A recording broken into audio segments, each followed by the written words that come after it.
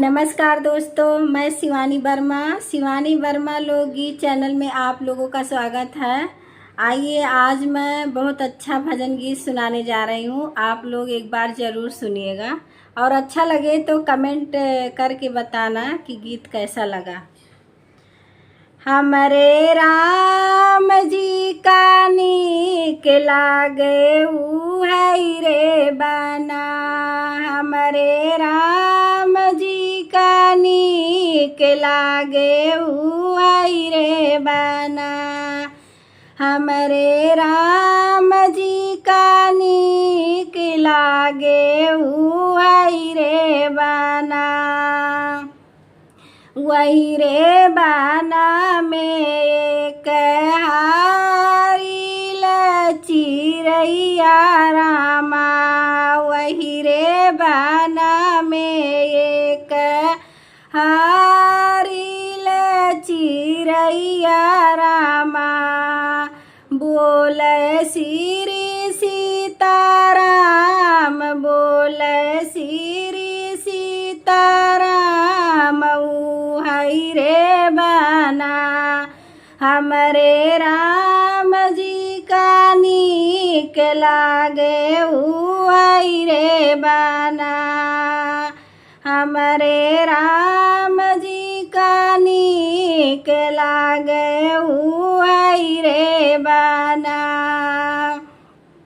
वही रे बाना में एक पाड़ल पंडितवा रामा। वही रे बाना में एक पाड़ल पंडितवा रामा।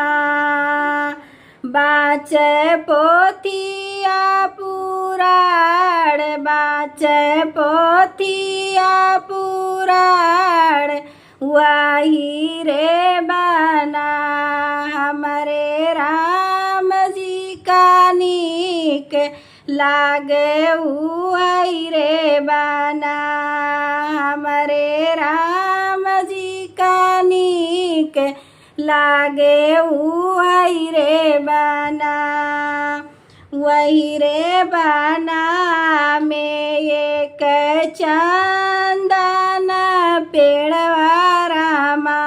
वही रे बना में एक चंदन के पेड़वा रामा। चूए काजुआ बादाम, चूए काजुआ बादाम वही रे बना। हमरे राम जी का नीक लागे उहई रे बना।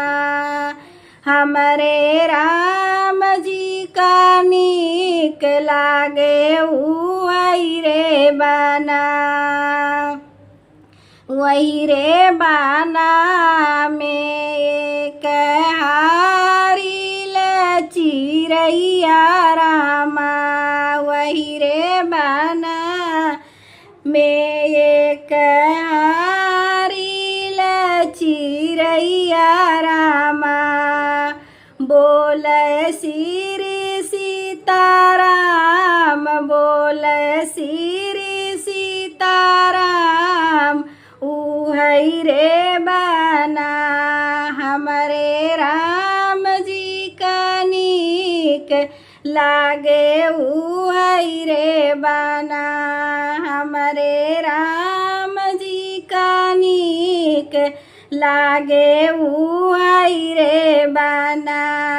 हमरे राम जी का नीक लागे उहई रे बना।